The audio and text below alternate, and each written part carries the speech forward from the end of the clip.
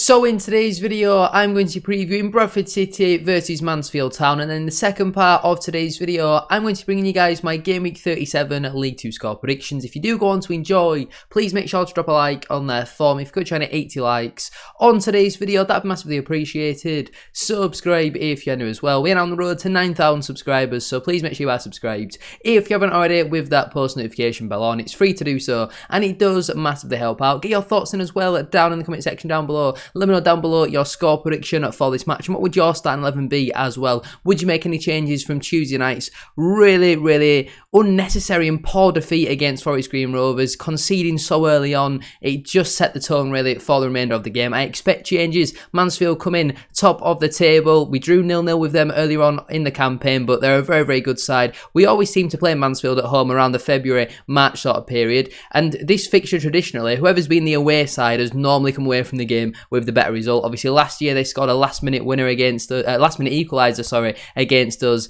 and thankfully we just about managed to get into the playoffs. They just about missed out, but this year both sides' seasons have had a massive contrast. They are 19 points ahead of where we currently are, having played a game more. But make sure to drop a like on there for me, subscribe if you're new as well, and let's get into it. Channel memberships are now cheaper than ever, with tier 1 costing just 99p. Tier 2 has been reduced from £3.99 a month down to £1.99 a month, and tier 3 has been reduced from £8.99 a month down to just £4.99 a month. Your support as always is massively appreciated, and the more members that we have, the better the content will be. Enjoy the rest of the video. If we start out then with how both teams have got on so far this season, my team Bradford City, we currently sit 13th in the table. After 36 matches, we've got 13 wins, 11 draws and 12 defeats, scoring 45 goals and conceding 42, which leaves us on a positive 3 goal difference and 50 points. Our last couple of matches then have been a loss, a win, a draw, a win and a win. Them last couple of matches then being a 2-0 defeat at home to Forest Green Rovers, a 3-0 win away at Accrington Stanley, a 1-1 draw at home to Doncaster Rovers, a 1-0 defeat at home to Wycombe Wanderers in the Football League Trophy semi-final, a 1-0 win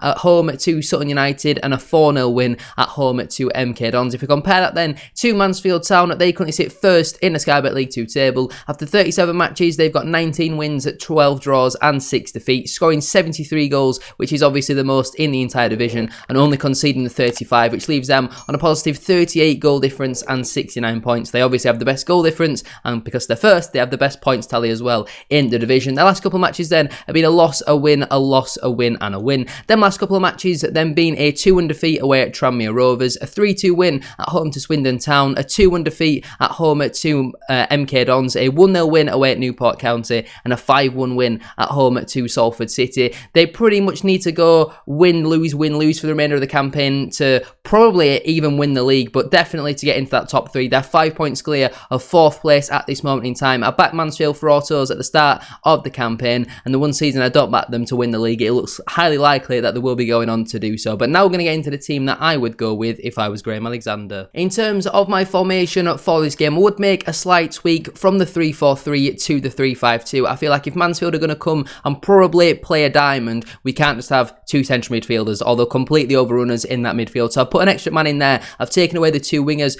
put another striker up there as well. We've obviously played it previously, just recently. It's not really a formation that we have been playing, but in this one, I like to see us go with a little bit of something different. In goal, I've gone with Sam Walker. On Tuesday, I thought he had a really poor game. His distribution, again, wasn't particularly great. He could have done better for the second goal. I know it's Kelly who gives the penalty away, but Walker's original positioning for it is absolutely terrible, and I thought, yes, well, recently he has been very good for us. On Tuesday night, it certainly wasn't his best game, but again, like I say, he has been very good for us recently, so he has still got a lot of credit in the bank, so I'd go with him in between the sticks. Into my back 3 then, as the right centre-back, I've gone with Jonathan Tompkinson. Again, on Tuesday, I don't think he had a particularly great game. His distribution for the large part was pretty poor, if I'm honest with you. Defensively, I don't think he was too bad, but he has been, again, very good for us over the last couple of weeks and months, really. Since he's come into the side, he's not really put too many feet wrong. He's not put a foot wrong too many times, is probably the correct way to say that. But yeah, Tompkinson, he brings something different to this back 3 that a lot of the centre-halves don't have, and that is recovery pace, and I feel like that's going to be key for us in this one.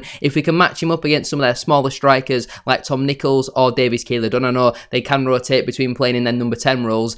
it's pivotal that if someone like a Lucas Akins or a James Gale plays, we can't allow them to play on Tompkinson, because Tompkinson I think will struggle a little bit, but I'd go with him at right centre-back. In the middle, I've gone with Sam Stubbs. He should be back available for selection. We were told Matty Platt would be back for this game. Unfortunately, it seems like he's had a bit of a setback. I spoke about this on Twitter earlier, that every player that seems to be getting some sort of an injury timescale never meets that timescale. They're always a couple weeks behind. We saw it with Jamie Walker, Lewis Richards, and that's just to name a couple. This has been really frustrating for Matty Platt. He's been excellent for us so far this season, but Stubbs should hopefully be back from his concussion protocol, and I don't want to see Rydal in that back three, so that's why I've gone with him in the middle. On the left side, I've gone with Kieran Kelly. Again, similar to Walker, horrendous on Tuesday, but has been very good for the large part this season. No one really came away from that game on Tuesday night with any real credit, but that was probably Kelly's worst performance in a Bradford City shirt. I thought he was really, really poor. Gives the penalty away, really, really clumsy foul. A decision which we've not really seen him make too much recently when he's had more experienced centre-halves next to him like Sam Stubbs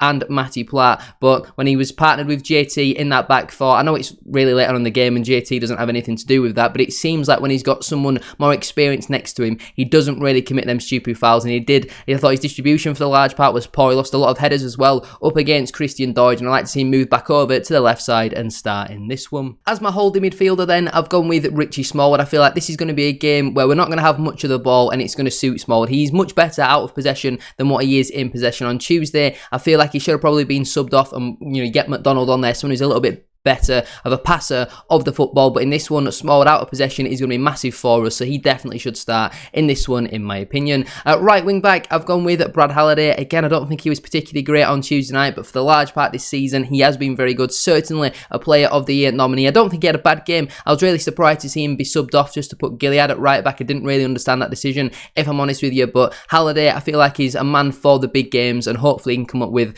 some sort of goal contribution in this one. Into my two central midfielders then, firstly I've gone with Alex Gilead. I feel like he wasn't really needed on Tuesday night. It wasn't really the game for him, if I'm honest with you. Again, similar to Smallwood, very good out of possession, not so great in it. It's been a while now since we've seen Gilead score. At the start of the campaign, he was scoring every month or something like that, whereas recently his goal contributions have dried up slightly, and I feel like it's because of the change in formation. He's not quite getting as high up the pitch when we're playing just two in there, but I feel like if we play a holder and two more advanced players, he can get further up the pitch and get some long shots off as well. But yeah, I feel like Gilead wasn't really needed on Tuesday night. We needed a much better passer of the ball rather than his legs and energy, because we didn't really have much to press, because every time Forest Green got the ball, they were just whacking it back up the pitch. Partnering Gilead in there, I've gone with Jamie Walker. He's recently been building up his minutes. He got around 15 minutes against Accrington, got the whole of the second half against the Forest Green on Tuesday, and he should come back and start in this one. Yes, he might only manage 60, 70 minutes, something like that, but we need him. He's a massive player for us. He's a big game player,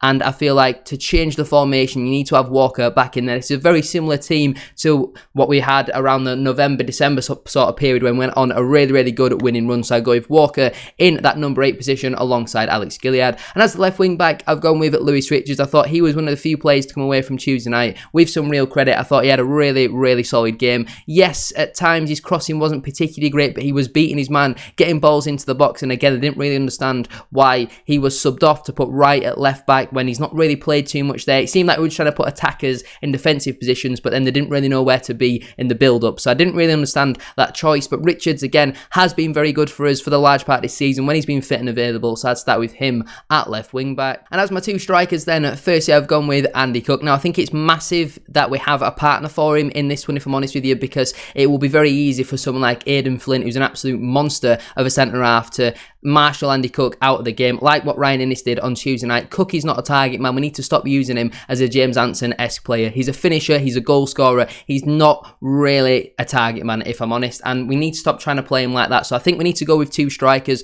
Cook normally loves a goal in this fixture, scored in this fixture last season, was unavailable for the reverse fixture this season. I think that was just when he picked up his injury, and obviously he was out for around a month or two, something like that, which was a big blow for us. But Andy Cook, for me, if he's fit and available, he offers a big goal threat. I don't understand why he gets scapegoated by so many of our fans. Their fans hate him. They're going to be giving him some abuse, and that'll really rile him up. So hopefully he can get on the score sheet once more. And partnering him, I've gone with Tyler Smith. Obviously, Jake Young's probably going to be out for the season. Matt Derbyshire is the same age as your granddad. I know Smith, he's a bit of a hot and cold player. Yes, traditionally he's more cold than what he is hot, but I feel like he gets into the right positions. It's just sometimes he doesn't really finish them. But the amount of crosses that were going in low, in that game on Tuesday night where Smith would normally be was frustrating. And then when Smith came on, yes, he failed to score an easy chance from about 4 yards out, but I feel like it would have been hard for him to position his foot in any other direction other than forwards, because if he tries to open it up, you got the possibility of them shanking that way wide, and if you miss the target from there, that's even worse. And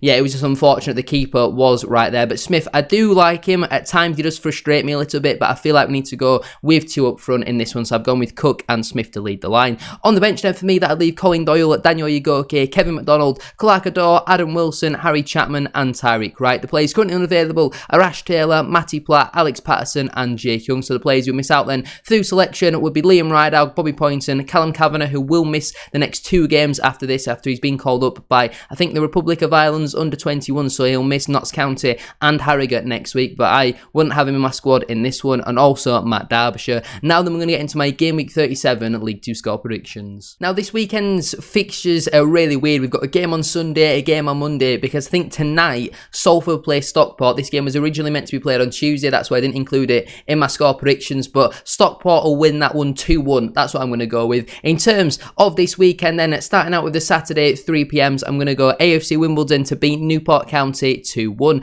Accrington Stanley versus Notts County, I think, finishes in a 1-1 draw. Barrow AFC versus Harrogate Town, I'm backing the home side at 4-2-0 win. Bradford City versus Mansfield Town, I'm backing the Bantams at 4-2-1 win. We've seen this script so many times. Lose at home to a team in the relegation zone, and then classic Bradford City. Then a couple days later, we'll probably go and beat top of the league. Colchester United versus Walsall FC, I'm backing the Saddlers 4-3-1 win. Forest Green Rovers versus Sutton United, a big relegation 6-pointer, and I'm backing Forest Green at 4-2-1 win. Gillingham FC versus Grimsby Town, I'm backing the Gills at 4-1-0 win. MK Dons versus Crewe Alexandra, I think, finishes in a 2-2 draw. Swindon Town versus Doncaster Rovers, I think, finishes in a high-scoring 3-2 away win. Wrexham AFC versus Tranmere Rovers, I'm going with a 1-1 draw. Salford City versus Morecambe FC, I'm backing the Shrimps at 4-3-1 win. That is the Sunday kickoff. Then the Monday kickoff is Crawley Town versus Stockport County, where I am going with a 0-0 draw. But I'm going to leave it there then for today's video. If you have enjoyed, please make sure to drop a like on there for me. If you could try and hit 80 likes,